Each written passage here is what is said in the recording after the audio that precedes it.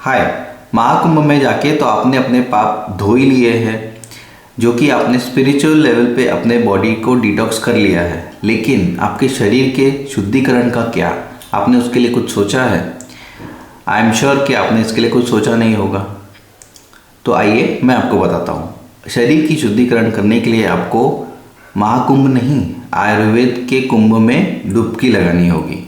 अब आप आयुर्वेद के कुंभ में डुबकी कैसे लगाएंगे, तो इस वीडियो में हम आगे देखेंगे, तो हम मेरे साथ बने रहिए। Hi, I am doctor Tapas Nikhare, MD in Ayurveda and founder of Vishwa Padmini Ayurvedic Vaat Rog and fertility clinic.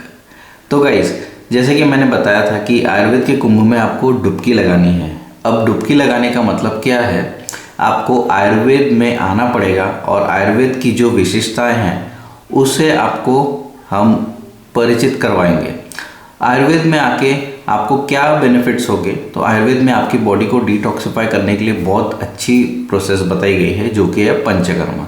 अब डिटॉक्सिफिकेशन क्या होता है? डिटॉक्सिफिकेशन होता है कि आपकी बॉडी में जो टॉक्सिन्स जमा हो गए हैं, अनवांटेड फूड पार्टिकल्स या फिर इतने सारी बैक्टीरियाज, ये सब चीज़ें आपके बॉडी से हमें बाहर निकालना है, जो कि आपके बॉडी में डिजीज़ डेवलप कर रहे हैं रेगुलर बेसिस पे। क्या होता है, हमारे बॉडी का नॉर्मल मैकेनिज्म, आपके बॉडी के अंदर फूड इनटेक आप करते हो, वो डाइजेस्ट होता है, न्यूट्रिशियस पार्ट बॉडी अब्जॉर्ब करती है और बॉडी अपने फूड से न्यूट्रिशन लेती है। और जो अनवांटेड पार्ट होता है, मीन्स जो न्यूट्रिशन एक्सट्रैक्ट करने के बाद जो वेस्ट मटेरियल बचता है, वो बॉडी बाहर निकाल देती है। ये हमारे बॉडी का एक नॉर्मल फिजियोलॉजी हो गई। मैं इस वीडियो में ज़्यादा कॉम्प्लिकेटेड तरीके से आपको नहीं बताऊंगा, एकदम सिंपल लैंग्वेज में बताने का ट्राई करूंगा कि आपको समझ में आ सके। नॉर्मल मैकेनिज्म तो आपने देख लिया है। अब हमारी बॉडी में क्या होता है, जब हमारी बॉडी थोड़ी सी डिजीज़ हो जाती है या फिर बॉडी थोड़ी सी वीक हो जाती है, तो हमारी बॉडी प्रॉपर तरीके से जो भी आप फूड इंटेक करते हो वो डाइजेस्ट नहीं कर पाती है। डाइजेस्ट नहीं कर पाती है, इसका मतलब क्या होता है कि आपने फूड इंटेक किया, उसमें से समझ लीजिए आपने 10 चीज़ें खाई है, 10 में से आपकी 2 से 3 चीज़ें ही डाइजेस्ट होगी, जिससे आपके बॉडी को न्यूट्रिशन मिल जाएगा। लेकिन बाकी की जो 8 चीज़ें बची हुई है या 6 चीज़ें बची हुई है, वो बॉडी में जमा हो जाती है, जिसमें से थोड़ा सा ही वेस्ट मटेरियल आपका बाहर निकलता है और बाकी का अंदर स्टोर हो जाता है। अब बॉडी इसे बाहर क्यों नहीं निकालती? बॉडी का तो मैकेनिज्म है कि वेस्ट मटेरियल बाहर निकालना। लेकिन जब बॉडी को लगता है कि ये फूड डाइजेस्ट नहीं हुआ है, तो बॉडी सोचती है कि इसे अंदर रख के पहले डाइजेस्ट करेंगे, उसके बाद में बाहर निकालेंगे। लेकिन हम क्या कर रहे हैं, आजकल की लाइफस्टाइल में रेगुलर इंटरवल्स पे हम खा रहे हैं, 2-2 घंटे में, 2-2 घंटे में हमको जो भी लगता है वो खाते जाते हैं। तो क्या होता है, जब पहले का खाया हुआ है वो डाइजेस्ट नहीं करती है बॉडी, और ऊपर से हम फिर से फूड इंटेक कर लेते हैं। ओवर ईटिंग हमने बहुत ज़्यादा बढ़ा ली है। उस वजह से क्या होता है कि ओवर ईटिंग की वजह से बॉडी के ऊपर स्ट्रेस पड़ता है। तो बॉडी को जो बैकलॉग है वो ही पहले डाइजेस्ट नहीं हुआ, तो फिर नया फूड कैसे डाइजेस्ट करेगी? उस चक्कर में बॉडी अपनी एनर्जी से ज़्यादा स्ट्रेंथ डाइजेशन पे खर्चा करती है। अब वो एनर्जी आपकी अगर उसमें यूटिलाइज हो गई, तो फिर आपके बाकी शरीर को चलाने के लिए जो एनर्जी चाहिए वो आपके पास नहीं बचती है। तो बॉडी में फिर weakness, lethargy, anxiety, stress, depression, ये सब अलग अलग लाइफस्टाइल डिसऑर्डर्स जो होते हैं ना, वो इसी वजह से होते हैं। अब हम इसे कैसे ठीक कर सकते हैं? तो इसका बेस्ट सोल्यूशन है अपनी लाइफस्टाइल को इम्प्रूव करना, अपने डाइट को इम्प्रूव करना। अपनी लाइफस्टाइल जो आप जी रहे हो उसे आपको बेटर करना पड़ेगा, तभी जाके कुछ ना कुछ आपकी लाइफ में चेंजेस आएंगे। नहीं तो आप पहले से जो करते आ रहे हो अभी भी वैसा ही करोगे, तो आपकी लाइफ में कोई चेंजेस नहीं आने वाले। और आप नोटिस करना, जो भी 30s के आसपास है, उससे अबाव है, उनको लाइफस्टाइल डिसऑर्डर्स पहले होती है। बीपी, शुगर, डायबिटीज़, थायराइड, और फिर में स्ट्रेस, हार्ट अटैक्स, हार्ट के प्रॉब्लम्स, ये सब चीज़ें धीरे धीरे बॉडी कोप अप करती है कि एलिमेंट्स नहीं दिखाती है, बॉडी सिम्टम्स शो नहीं करती है 30 तक के, क्योंकि हमारी बॉडी यंग होती है।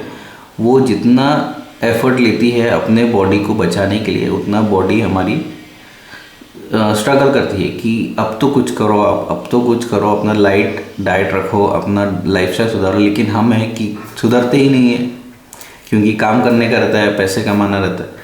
इस वजह से हमारी लाइफस्टाइल बहुत ज़्यादा डिस्टर्ब हो जाती है। लेकिन 30-40s के बाद जब अपने हमारी बॉडी का जो ये होता है मैकेनिज़्म, वो स्ट्रगल करते करते थक जाता है, तो फिर वो सिम्टम्स दिखाना शुरू करता है। फिर हम क्या करते हैं, कुछ दिन के लिए अपने लाइफस्टाइल को सुधारा, उसके बाद में कुछ दिन के बाद में फिर जैसा का वैसा हो जाता है। तो ऐसा नहीं होना चाहिए। आप अपने लाइफस्टाइल की, अपने जॉब के टाइमिंग्स चेंज नहीं कर सकते, अपने स्ट्रगल्स आप चेंज नहीं कर सकते, लेकिन हाँ एक चीज़ आपके पास है जो आप कर सकते हो, जो है डिटॉक्सिफिकेशन। अपने बॉडी में जो टॉक्सिन्स हैं, जिस वजह से आपको डिजीज़ डेवलप हो रही है, उस वजह को ही आप ख़त्म करिए ना। टॉक्सिन्स अगर बॉडी में रहेंगे तो ऑटोमेटिकली डिजीज़ डेवलप होगी। डिजीज़ डेवलप होगी तो आपकी बॉडी अनहेल्दी और ये सब चीज़ें, आपका प्रॉब्लम जो है वो कंटिन्यूस चलते रहेगी। आप सबसाइड करने के लिए टेम्प्रेरी कुछ भी ले सकते हो, एंटीबायोटिक्स, पेन किलर्स, ये सब चीज़ें, लेकिन उससे आपको सोल्यूशन नहीं मिलेगा। आप सिर्फ अपने सिम्टम्स को कम कर रहे हो, डिजीज़ को नहीं। तो गाइज, अगर आपने डिटॉक्सिफाई करा है तो टॉक्सिन्स बाहर निकल जाएंगे और फिर आपको मेडिसिन ज़्यादा दिन तक के लेने की ज़रूरत नहीं है। और आयुर्वेद में ये डिटॉक्सिफाई करने के लिए बहुत सही प्रोसीजर्स हैं। अब आप ये सोच रहे होंगे कि किसे करवाना चाहिए डिटॉक्सिफिकेशन। मैंने जैसे कि बताया कि लाइफस्टाइल डिसऑर्डर्स है, जिन्हें अपने बॉडी को हेल्दी रखना है, जो अपने लाइफस्टाइल से परेशान है, उन्हें पता है कि हम अनहेल्दी लाइफस्टाइल जी रहे हैं, अनहेल्दी खाना यानी डाइट ले रहे हैं, लेकिन फिर भी अपने काम के चलते वो कुछ नहीं कर पा रहे हैं। तो ऐसे पर्सन्स को ये सब चीज़ें लेना चाहिए, डिटॉक्सिफिकेशन प्रोसेस। तो ऐसे पर्सन्स को डिटॉक्सिफिकेशन प्रोसेस करवाना चाहिए।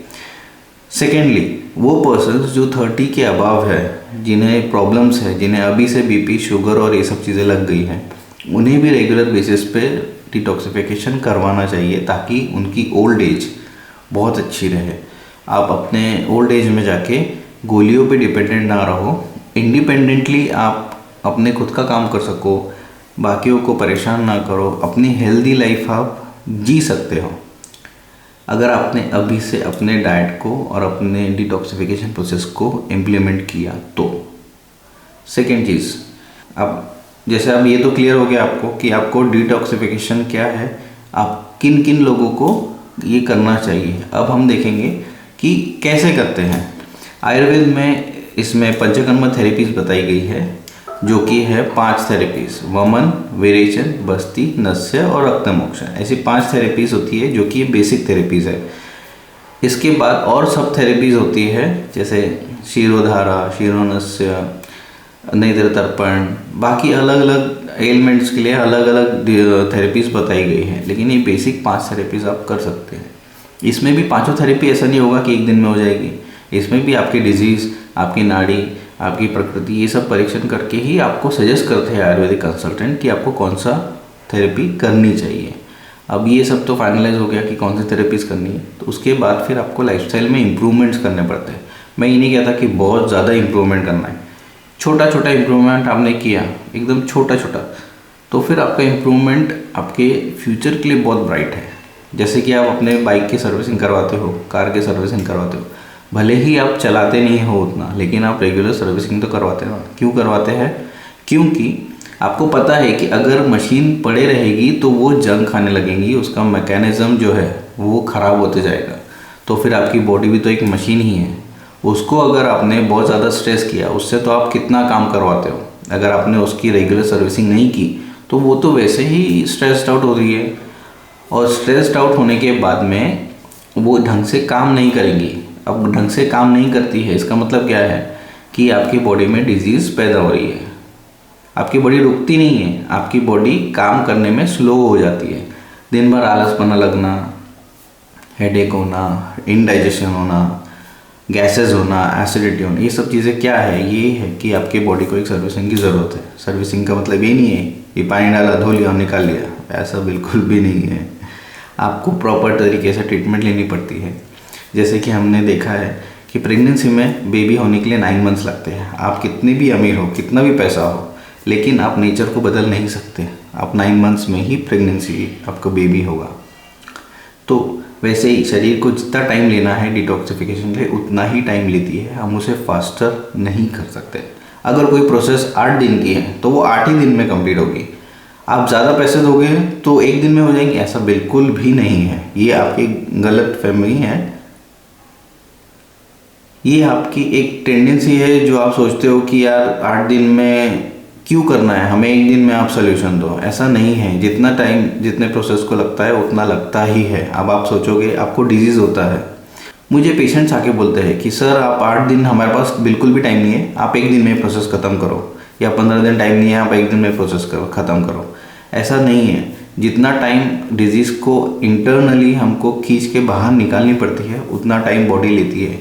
अब एक दिन में तो हम कुछ नहीं कर सकते, बॉडी को एडजस्ट होने में ही 3-4 दिन लग जाते हैं, क्योंकि ये प्रोसेस कभी कराई नहीं होती है पेशेंट ने, और ये प्रोसेस पहली बार होती है तो बॉडी में भी चेंजेस आते हैं। उसके लिए बॉडी को चेंजेस लाने के लिए 3-4 दिन लगते हैं। उसके बाद से फिर आपके जब जो टॉक्सिन है वो बाहर निकलते हैं। अब आप सोचो, जिम आप जाते हो, एक दिन गए और बॉडी बन जाती है क्या? पहले स्टार्टिंग में हम कम वेट्स मारते हैं, धीरे धीरे मारते हैं, फिर बॉडी में पेन होता है, फिर बाद में बॉडी धीरे धीरे डेवलप होना शुरू होती है। जब 6 महीने 8 महीने आप मार लोगे तब आपके बॉडी में डिफरेंस होना दिखना चालू होता है। वैसे ही आपकी बॉडी में 3 से 4 दिन लगते हैं आपकी बॉडी में चेंजेस होने के लिए। हाँ, लेकिन इसमें पेन या ऐसा कुछ प्रोसेस नहीं होती है, ये पेनलेस प्रोसीजर्स है और ये बिल्कुल भी नेचुरल है। इसमें कोई इंजेक्टेबल्स नहीं है, कोई सर्जरी नहीं है, कोई कट पिट नहीं होती है। ये नॉर्मल प्रोसेसेस है, इसमें पेन नहीं होता है। हाँ, टाइम लगता है, ये हमें पता है। और आपको अगर अपनी बॉडी और अपना फ्यूचर सेफ रखना है तो फिर आपको उतना टाइम देना पड़ेगा। क्यों? डिजीज़ होने के बाद हॉस्पिटल में एडमिट होना और तब 15 दिन एडमिट रहना, जिसमें ही आपको सलाइन, सर्जरी, ये सब चीज़ें होती हैं। तो अगर आपने पहले ही नॉर्मल रूटीन में रहते हुए आपने पंचकर्म करवा लिया, और इसमें एक और बेनिफिट की बात मैं बताऊं कि पंचकर्म करते वक्त आपको एडमिट होने की भी ज़रूरत नहीं है। ये सबसे अच्छी चीज़ है। बिना एडमिट हुए भी आप अपने पंचकर्म थेरेपीज करवा सकते हो। तो गाइज़, आपको अगर ये चीज़ें पता करनी है डिटेल में, और आपको नहीं समझ में आया और डिटेल में पता करनी है, तो फिर आप हमें कंसल्ट कर सकते हैं। आपके बॉडी के अनुसार हम आपको डिसाइड करेंगे कि कौन सी थेरेपीज़ आपको करनी चाहिए। अगर आपको नॉर्मली अब कोई डिज़ीज़ फ्री रहना है, यानी आपको कोई डिज़ीज़ नहीं चाहिए फ्यूचर में, उसके लिए भी आपकी बॉडी हम अभी से प्रिपेयर कर सकते हैं कि आपकी बॉडी उतनी स्ट्रांग रहे कि आपको फ्यूचर में कोई डिज़ीज़ ही ना हो।